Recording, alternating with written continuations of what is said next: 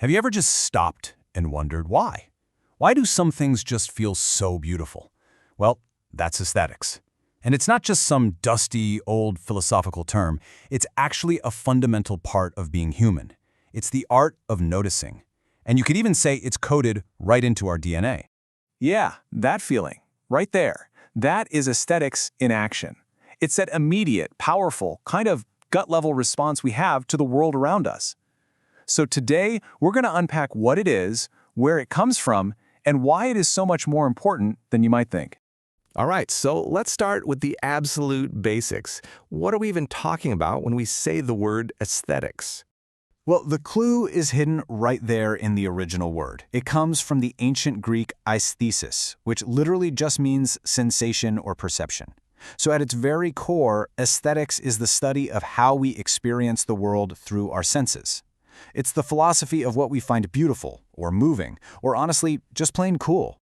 And let's be clear, this goes way beyond high art in some quiet gallery. Aesthetics is everywhere. It's in the swelling chorus of your favorite song, it's in the design of a cool pair of sneakers, the world building of a video game, even in the way a chef arranges a meal on a plate. We are constantly making aesthetic choices, a lot of the time without even thinking about it. So this brings us to a huge debate that has been raging in philosophy for centuries. Where does beauty actually live? Is it some objective quality that exists out in the world, or is it something created entirely inside our own heads? Okay, so on one side of this argument, you've got thinkers like Plato.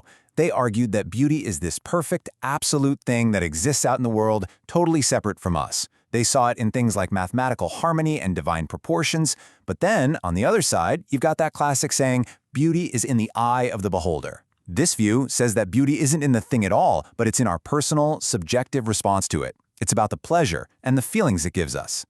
So if it's not as simple as just pointing to something and saying, that's beautiful, maybe it's less about what we're looking at and more about how we're looking at it. This gets us to the idea of the aesthetic attitude, a special kind of mindset for appreciation. Now, this brings up a really fascinating idea from some 18th century philosophers, the concept of being disinterested. And that sounds a little weird, right? It doesn't mean you're bored, not at all. It just means you appreciate something without trying to get anything out of it.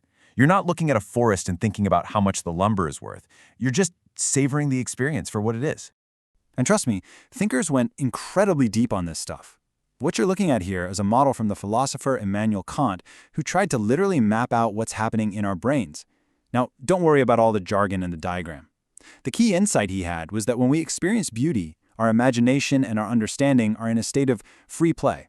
They're working together in perfect harmony without us needing to force a label onto what we're seeing. It's just that feeling of, this just works, without needing a logical reason why. Okay, so if this experience is so fundamental to being human, then it can't just be something we find in museums, right? It has to be playing out in our modern world too. The philosopher John Dewey had a really powerful take on this. He argued against what he called the museum conception of art. You know, this idea that art is some precious thing that's trapped behind a velvet rope. Dewey thought that separating art from everyday life actually makes our lives poorer, and that it has to be a real, integrated part of how we live. And when you look around today, you see his idea in action everywhere.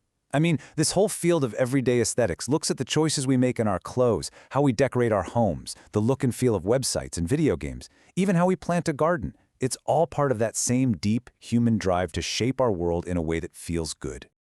So, we get what aesthetics is and where we can find it. But why should we care? What's the real impact here? Well, this is where it gets really interesting. Let's look at the science.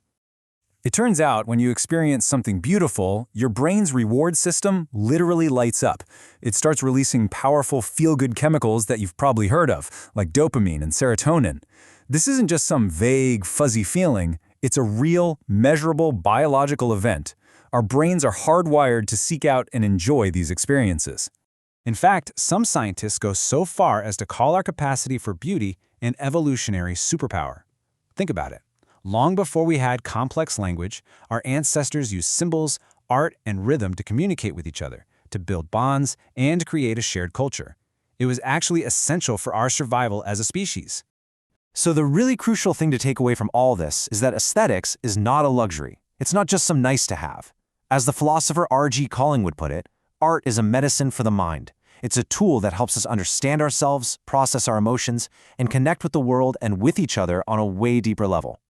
Okay, so this is all great, but how do we take this philosophy and actually put it into practice? How can we get a little more intentional about engaging with the aesthetics in our own lives? Well, you can start right now with 3 pretty simple steps. First, try being a detective of beauty. When something catches your eye, just pause for a second and ask yourself, why? What about it works? Next, try slow looking. Just pick an object and give it your full attention for 1 minute. You will be absolutely amazed at the details you missed before. And finally, actively look for art in the mundane. You know, the shape of a coffee mug, the sound of rain on a window, the pattern of leaves on the ground. Because ultimately, aesthetics teaches us that beauty isn't just something to be found out there. It's a way of seeing. It's an active, engaged way of being in the world. So as you go about the rest of your day, I'll just leave you with this one question. What beauty will you notice today?